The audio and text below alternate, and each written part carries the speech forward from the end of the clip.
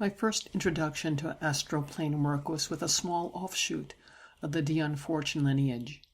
That group referred to it as the inner plane rather than the astral plane. I sort of preferred that term, inner plane, since what is experienced is a dimension within oneself, although I soon learned that it can be interpersonal as well. I will be using the terms inner plane and astral plane interchangeably in this video. The astral plane traditionally refers to levels of experience that connect the microcosm with the macrocosm, as depicted in this late 16th century image by Robert Flood. For Neoplatonists, this was the archonic planets. For medieval mystics, this could be the 22 elemental planes, which included the 4 elements, the 7 classical planets, the zodiac, that is, the fixed stars, the 9 choirs of angels, the prima mobile, or the first movement, or else the Neoplatonic nous, divine mind, above all which was the empyrean, the luminous and fiery sphere of Godhead. For Kabbalists, this is the Sephiro and the Tree of Life. Vedic Hinduism also speaks of 7 lokas, or worlds, of consciousness that corresponds somewhat with the 7 principal chakras of Tantric lore, although Tantric philosophy also presents the idea of elemental planes, up to 36 of them, with the last few being related in an interrelated way to the elements, senses, sense organs, sense objects, and chakras. Tibetan Buddhism also has lore about planes of consciousness called bardos, which are hierarchies of hells and heavens, and technically speaking are mind states, as are the chakras and sephira. Late 19th and early 20th century esotericists also developed lore about astral planes. These groups include the Theosophists, which eclectically mixed and redefined Eastern and Western esoteric concepts, and members of magical orders that were breakaways of Freemasonry and Rosicrucianism. They drew on Hermetic, Christian, Kabbalist, Gnostic, Reconstructionist, Neoplatonic doctrines, and other sources. Here are some pictorial examples. This image by the late 17th century Rosicrucian mystic Johann Georg Gitschel. It depicts the macrocosm in the microcosm. Compare this image to a 17th century image from Rajasthan depicting the 7 principal chakras of Tantric agamic lore. Although common imagery about the chakras depicts 7, the agama, which discusses the chakras as planes, also includes 7 lower planes or hell realms and a series of higher, increasingly transcendental planes.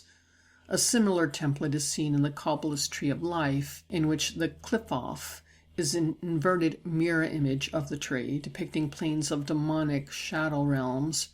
Meanwhile, higher planes or increasingly rarefied states of being exist above the highest sphere in the tree, Kether, until one comes to the splendorous void, Ein, perhaps similar to the Buddhist idea of Shunya. There are generally 2 kinds of astral travel that we talk about. One is the out-of-the-body experience, or OBE. The other kind is an imaginal experience.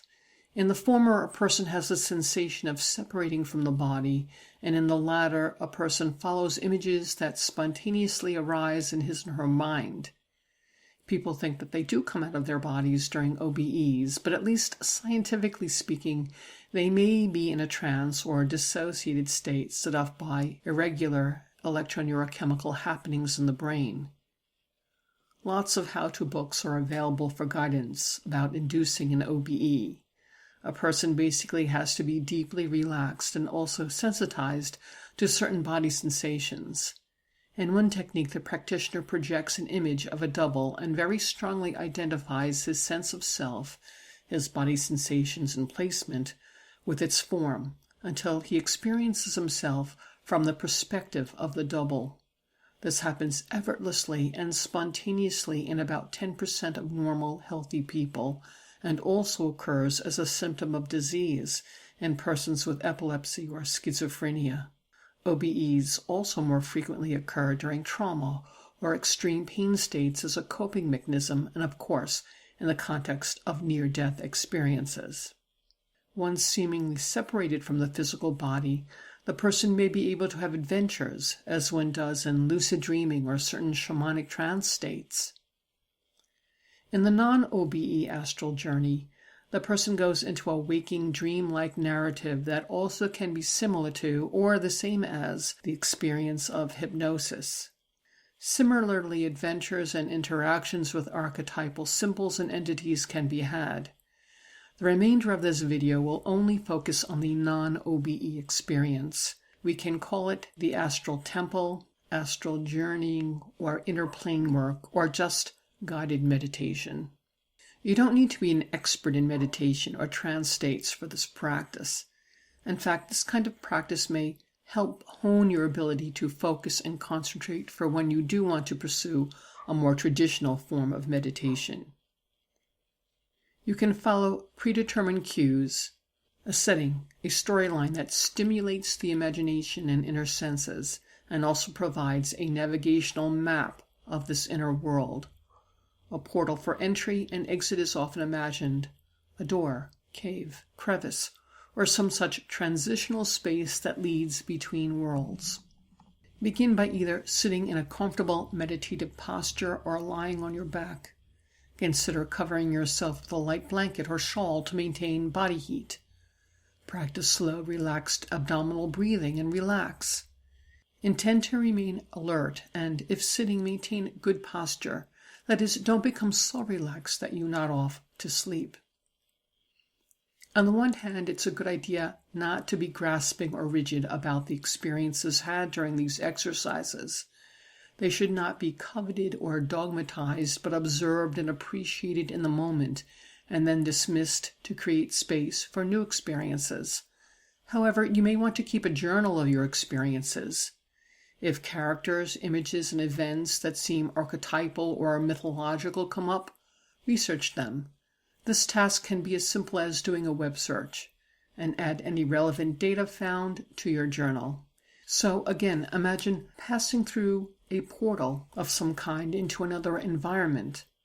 Once there, you may want to explore in the spontaneously unfolding narrative of your mental vision. You may come upon surreal but meaningful imagery, guides who you will have conversations with. You can visualize yourself performing activities such as magical or spiritual rites and practices, using useful tools that you may not have access to in your waking, ordinary world.